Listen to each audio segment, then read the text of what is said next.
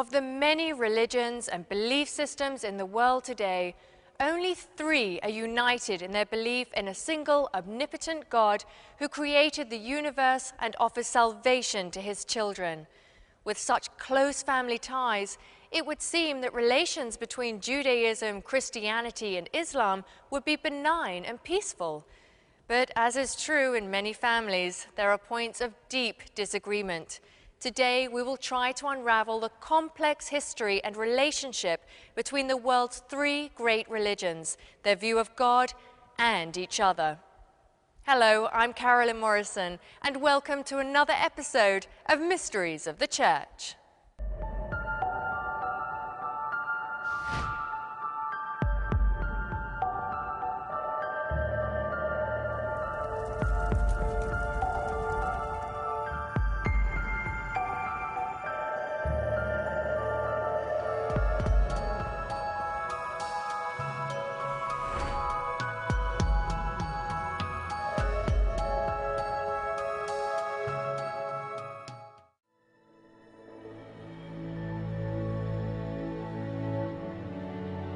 The concept of monotheism, or belief in one single all-powerful God, is very important in all 3 monotheistic religions, Judaism, Christianity, and Islam.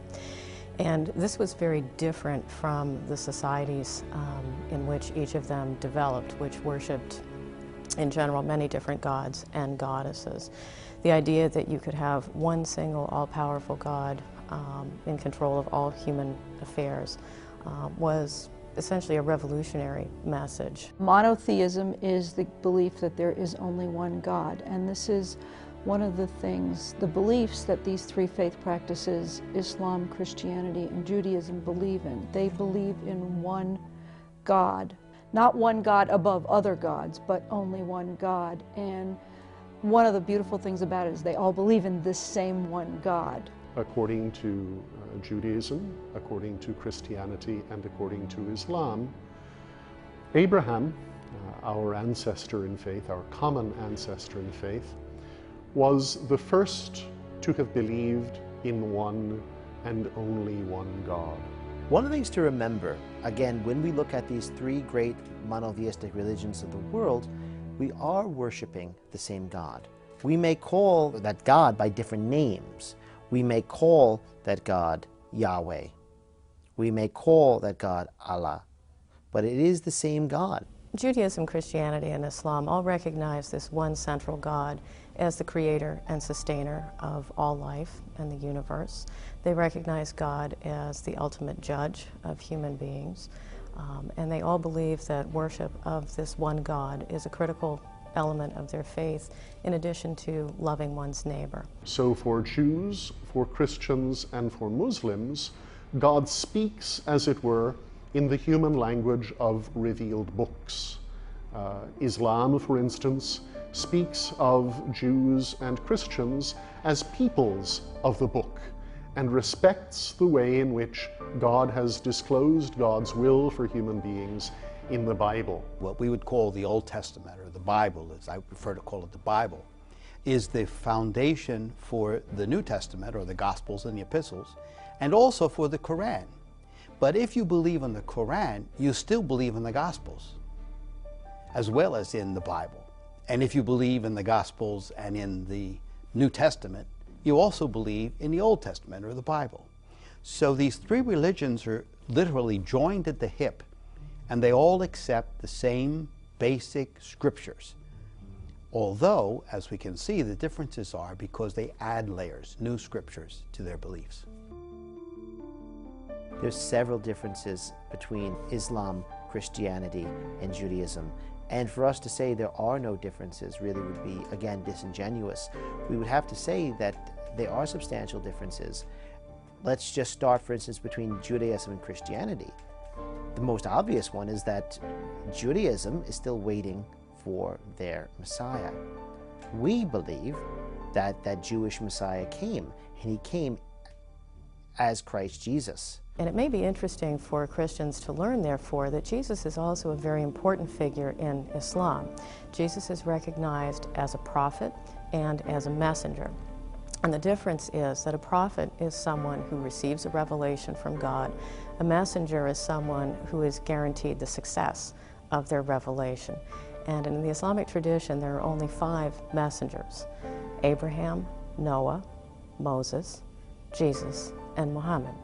So now we know that although there are root similarities between Judaism, Christianity, and Islam, we also know that there are significant differences.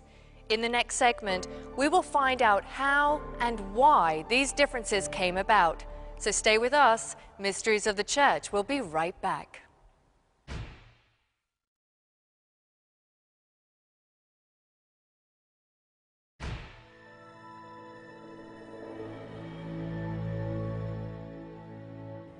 Although the Holy Scriptures of Judaism, Christianity, and Islam all include a version of the Old Testament, Christianity and Islam have each added their own later books of holy revelation. For Christians, this is the New Testament. For Muslims, it is the Quran. All 3 faiths believe the Old Testament directive that it is our duty to obey God through worship, prayer, and moral living. So how did each of these 3 great monotheistic religions come about? When we look to the Bible, we have the first 5 books of the Old Testament. The Jewish people call that the Torah. We as Christians call it the Pentateuch. And it's so key that we all understand that the roots of both Christianity and Judaism are found within these first 5 sacred books. In the religion of Israel, the promise is made to Abraham that his descendants will live forever, and they will have a land given to them by God. Another layer is added at the time of Moses, when they leave Egypt and re-enter this land. The Decalogue is revealed to Moses, the 10 Commandments, these 10 basic laws of how the Lord wants the people to live. The first 3, all about the relationship with God. The last 7, all about the relationship with humanity. How should we live our lives? And we see, no matter what happens, it's always this dynamic tension of the covenant. We find the God of the Hebrew people is a God who is very just, very mighty, very forgiving, but in a very sort of fatherly way. The Hebrew people are sort of the children. God, the Father, is constantly trying to get them back on the right track again. So the story of Judaism is the story of that family, the story of that people, brought by God out of slavery in Egypt to the land of promise and called by God eternally to be faithful to the covenant. And one can consider the faith of Israel to be crystallized with the establishment of the kingdom of David. Then we have the Davidic Messiah, the idea that somebody from the line of David will always be on the throne of Israel. We have the destruction of the material kingdom, and the Messiah becomes ethereal and spiritual. And so the God of Israel moves through history. And it's always gradually the promise of salvation, this promise of a Messiah. Exile after exile, they're conquering by the Babylonians, the Assyrians, they're conquering by the Greeks, and eventually by the Romans. It's all there, and it all logically leads up to Christ. When we approach the issue of the connection between Judaism, or the religion of Israel, and Jesus Christ, we have to recognize that Jesus was never a Christian. Jesus lived and died as a pious Jew. And it was his followers that gave him a role in what we would call the religion of Israel, that eventually proved to be just the thing that Jews could not accept. And that one thing was that Jesus was the Messiah. The Jewish people are looking for a Messiah, an anointed leader that they felt God was going to send them. So we have many different ideas of who this Messiah is going to be. Is he going to be a political leader like King David? Is he going to be a suffering servant? In Jesus' lifetime, he wasn't the only one claiming that he was Messiah. Most probably, among the Jewish religious leaders of his day, most of them probably saw Jesus as just one more person claiming to be this long-awaited Messiah. And they probably saw him as this upstart, someone who was going about changing the ways of day-to-day life in Israel, changing the ways of the worship of God. And they would find some of his concepts just so radically opposed, not a fulfillment, but a discontinuity with Judaism. Jesus was born and was raised and learned the faith of his ancestors, which was Judaism. The first followers of Jesus were likewise Jews. And Jesus himself says in Matthew's Gospel that he hasn't come to abolish the Torah. He hasn't come to abolish anything. In fact, he's come instead to fulfill.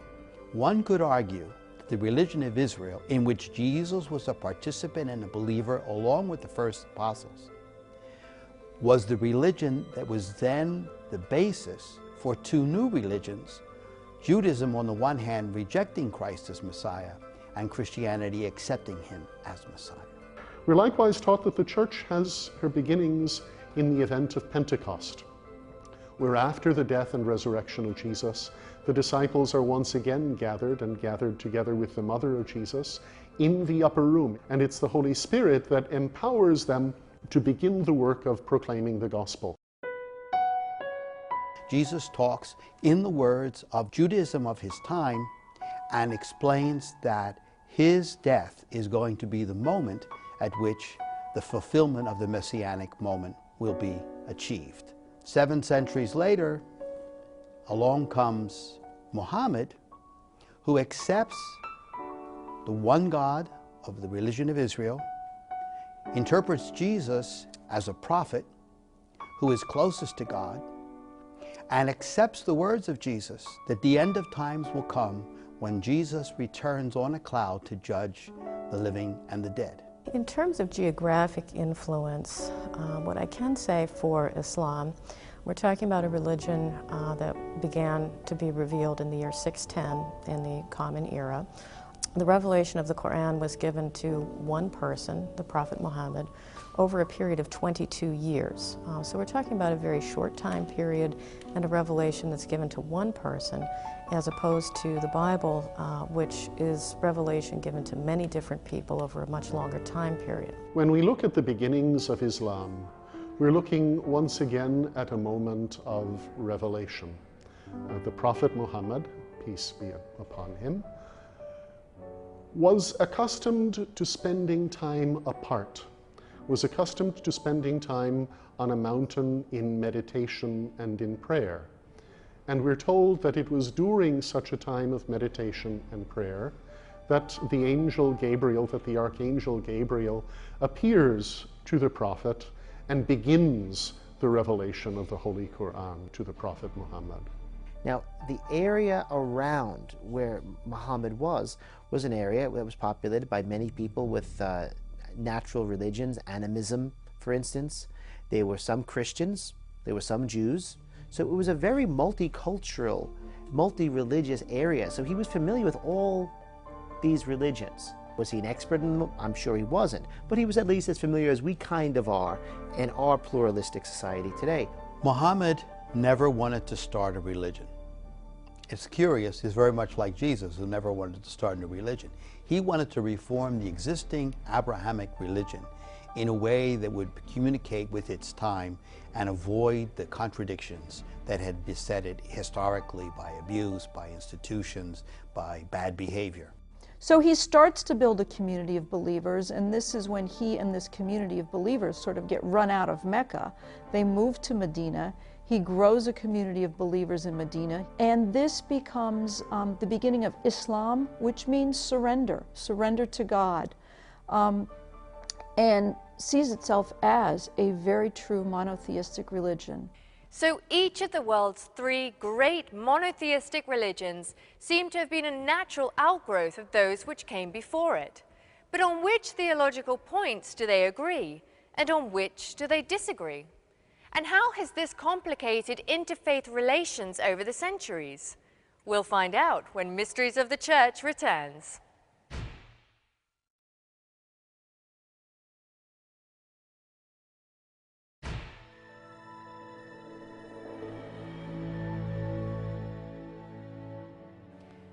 have already learned that Christianity and Islam each accept the Old Testament as the holy book of the Jews and the foundation of their faith in one God.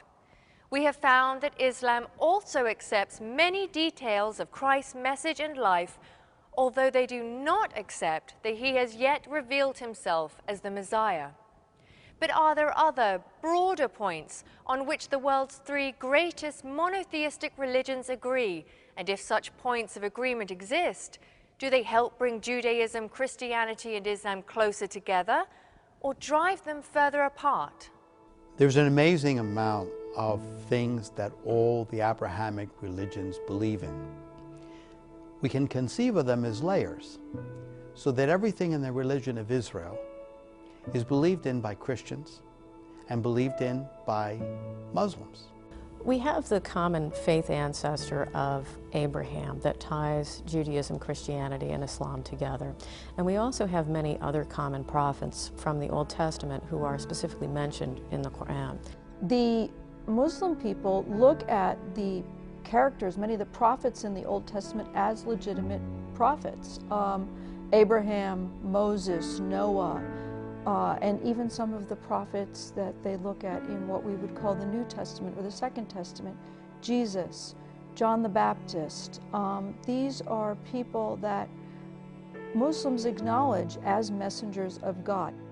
The Islamic outlook today is that Jesus was, born of the Virgin Mary. His mother was a virgin. They do not believe he is the Son of God, though. He was a prophet, he's a great man, but they will not go so far as to say he is the Son of God. In fact, Jesus is mentioned quite often in the Quran, and when we look at the story of the mother of Jesus, in fact, the Quran has a surah, has a chapter that is dedicated to Mary, the mother of Jesus. The Virgin Mary is very important in the Islamic tradition. We in fact have more information about the Virgin Mary in the Quran than we do in the entire canonical New Testament. The city of Jerusalem is considered a sacred city. We call it the Holy Land, in fact. In fact, all three of these monotheistic religions hold it as a holy and special place. Yet, interestingly enough, none of them actually originated in this city. For Judaism, Jerusalem's significance begins inasmuch as it becomes the capital city for David, the king. David, whom God chose to serve as king over God's people and who establishes himself in Jerusalem. It's the city where Jesus is crucified. It's the city where Jesus is raised from the dead.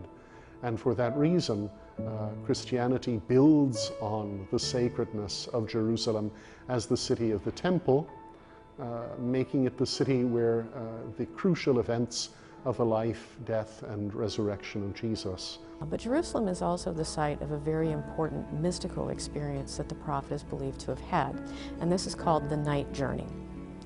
In Muslim tradition, Muhammad one night had gone to sleep, and he was taken by God on a mystical journey to Jerusalem and then upward into the many levels of heaven, where he met the different prophets, including Moses and Jesus, and ultimately finally came into the divine presence.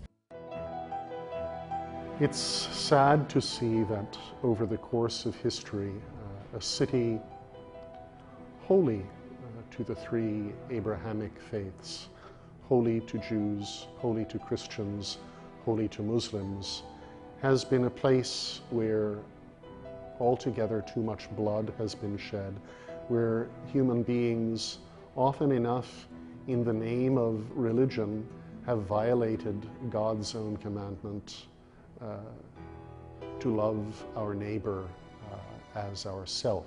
Some of the historical events that helped to push the different religions apart are certainly the Crusades and the Spanish Inquisition. During these times we have lengthy, ongoing, very bloody conflict between the two religious groups. During the Crusades, we typically hear about that as being a conflict between Muslims and Christians, but the Jews also got caught in the crossfire and in many cases were slaughtered alongside the Muslims by the Christian Crusaders. So we speak about the Crusades, the misguided medieval Christian effort to reconquer the Holy Land that resulted in altogether too much bloodshed. Bloodshed not only of Muslims and of Jews, but of Christians as well, Christians whom the Crusaders didn't even recognize as Christians. During the Spanish Inquisition and the Reconquista of Muslim Spain by the Roman Catholic monarchs Ferdinand and Isabella, there was obviously a very deep-seated, angry, violent campaign to root out not only those of different faiths, but even those who were not in communion with the Roman Catholic Church. And this really created an atmosphere of fear and violence, distrust of anyone with differing religious beliefs, and certainly an atmosphere in which people were unwilling to talk about differences that they had or to challenge what seemed to be the authority of the day. So there's a lot of similarities in the dynamics. And what divides us mostly today, I believe, is politics. Is the interest of states and nations and different ideological groups in manipulating a religion and religious doctrines to preach hatred and division rather than love and unity. Despite the vast common ground that exists between Judaism, Christianity, and Islam, the points of disagreement seem to have soured interfaith relations for many centuries. But are there ways to overcome these problems?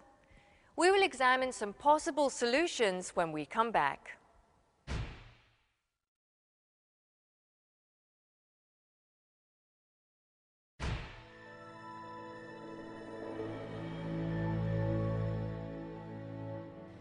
As we have seen, there are so many similarities found within Judaism, Christianity, and Islam, with all three faiths believing in the same basic tenets. Yet it is their differences that put them at odds with one another. What can we do to help make these three faiths come to live peacefully through God's love and guidance? The theological differences between Judaism, Christianity, and Islam are not in and of themselves insignificant. We disagree on quite a number of crucial theological issues. Oftentimes, historically, religions have taken the attitude that there is only one single absolute truth, and they have it. And when you have that kind of an approach, it tends to create hostility toward other religions that seem to have competing truth claims. Historically, interfaith dialogue has really consisted more of monologue. Each group comes to the table and says what it believes and hopes that everyone else will agree with it. And it becomes more of a religious competition than it is a religious conversation. All rationality flies out the window, and you can say you have your faith, but as we know, very few of us can actually embrace that faith and take it to the level that it's supposed to be. In a sense, it's just so ironic because these are three religions that really do promote peace.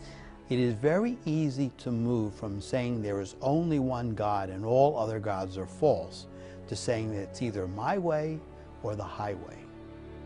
And so when we mix religious dogma and substitute that for religious practice, we emphasize the things that divide us rather than the things that unite us. There is no disagreement that is so significant. There is no doctrinal difference that is so significant that it should ever lead people to violence of words or deeds against each other. Those are distortions of the faith. But because they're linked with this notion that we're right and you're wrong and the two of us cannot get along because I have to affirm my way or I have to take away your rights, this is what complicates the relationships between those religions. One of the great hopes of the 21st century is that all three religions recognize this as a problem. All religions are well established. They are going to remain here for a long time to come, and it would certainly be more productive for all three of them to learn to work cooperatively together in terms of what they share in common, rather than continuing to argue over points about which they will never agree. I would invite people who don't realize the importance of dialogue, who rely on the media sound bites that present inaccurate representations of Islam, inaccurate representations of Christianity, inaccurate representations of Judaism, to take the next step, to look deeper, to understand what the Church really teaches about how Catholic Christians need to understand and need to relate to our brothers and sisters who are Jews and to our brothers and sisters who are Muslims. I mean, how can you talk about your own religion if you talk about it in a vacuum, you know? You can, but what do you have to compare it to? You know, you really need to be able to, and what better thing to compare it to than two other religions that, you know, derive from the same well.